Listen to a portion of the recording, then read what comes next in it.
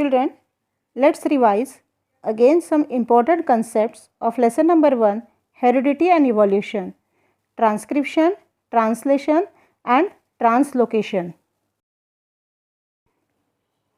See, what is it? It is a DNA molecule. We have learned about this DNA molecule. DNA is deoxyribonucleic acid. It is a double helical structure, consists of 2 strands. Each strand of this helix is made up of nucleotide. Each nucleotide is made up of phosphoric acid, a deoxyribose sugar and a nitrogenous bases. Nitrogenous bases are of 2 types, purines and pyrimidines. Purines are of 2 types, that is adenine and guanine, and pyrimidines are of 2 types, that is cytosine and thymine. The adenine always pair with thymine with double hydrogen bond, while cytosine always pairs with guanine with triple hydrogen bond. The helix remain bound due to these hydrogen bonds. Remember children, on this 2 marks question can be there, that is sketch and explain the structure of DNA, or the picture will be given and you have to explain, you have to identify and explain the structure. Again we will revise. Adenine always joins with thymine and guanine always joins with cytosine. Remember, this we have to use while the transcription, translation and translocation. We have learned about RNA. RNA is what? Ribonucleic acid. RNA is a nucleic acid having single strand of ribonucleotide. Each ribonucleotide is again made up of ribose sugar, phosphate molecules and nitrogenous bases. There are 4 types of nitrogenous bases, that is adenine, guanine, cytosine and uracil. RNA is found in both in nucleus as well as cytoplasm. According to the function of cytoplasm, we have learned there are the 3 main types of RNA, that is mRNA, rRNA and tRNA. mRNA carries the information for protein synthesis from genes of DNA chain in nucleus to the ribosome in the cytoplasm. Therefore, it is also called as a messenger RNA. rRNA is a component of ribosome. It helps in protein synthesis. And tRNA, it is present in the cytoplasm. According to the message on mRNA, it carries the specific amino acids to the ribosomes as per the message coded on mRNA. You know that amino acids are the basic of proteins. So when we have to learn about the protein synthesis, these terms, that is a mRNA, rRNA and tRNA and their function will be very useful for us. Now heredity. What is this heredity? It is also called inheritance of biological inheritance. Is a passing on the traits from the parents to the offsprings, either through asexual reproduction or sexual reproduction. The offspring cells or organism acquire the genetic information of their parents. I will see how diversity occurs in next generation. Variations are bound to appear by the sexual reproduction. Every generation gets this variation and this variations gets accumulated, and this is the basic process that happens, what we called as a evolution. In evolution, variation gets accumulated over generation and it gives rise to many more evolved species. Central dogma, synthesis of protein by DNA through RNA, is called central dogma. This can be asked for a definition, or if question comes for 3 marks, it will be one sub question. You can see the figure. The DNA transcription takes place, in the RNA translation will be there, and then there will be the synthesis of a protein molecule.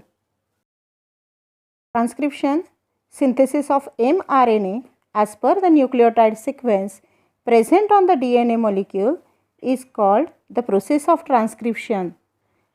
Remember these important points and from that you can write in detail. Process of RNA synthesis of mRNA from DNA occurs in nucleus of a cell. mRNA is produced as per sequence of nucleotide present in DNA. The enzyme required for this process is RNA polymerase. mRNA sequence is always complementary to the DNA strand that is used for its synthesis. Thymine in DNA molecule is replaced by uracil in RNA.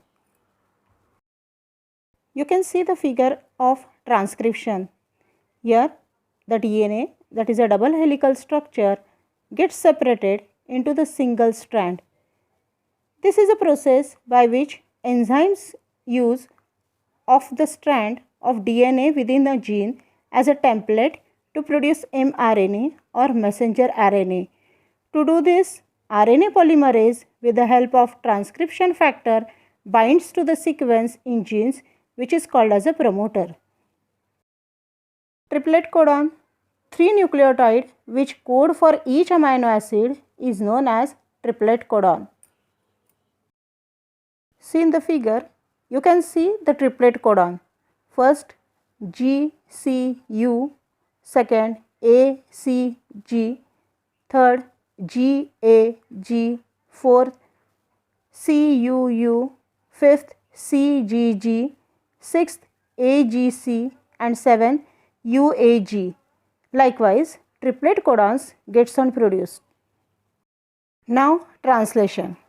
Translation is a process by which tRNA having anticodon to the codon on mRNA from the mRNA supplies amino acids as per the message on mRNA. In last figure, we have seen the codons, that is a triplet codon. So the anticodon for this triplet codon will be brought here. We will learn with this figure. As per the codon on mRNA, the tRNA molecule with complementary anticodon is brought near mRNA. Every tRNA brings specific amino acid. These individual amino acids are joined together by the bonds which are called as a peptide bond with the help of rRNA. Next concept is translocation. It is the movement of our ribosomes from one end of mRNA to the other end by the distance of one triplet codon during translation. Remember students, this distance must be of only one triplet codon. In this way, many such chains of amino acids, that is peptides, come together to form a complex protein.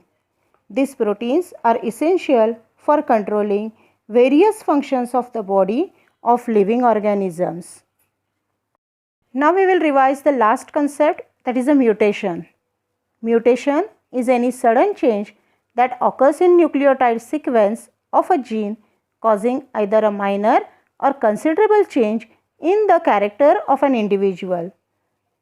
Due to transmission of parental genes to offspring, there is remarkably similarity between parents and their offspring. But if there is mutation in any nucleotide, then there is a change in the characters of this offspring. Mutations are of two types, minor and major.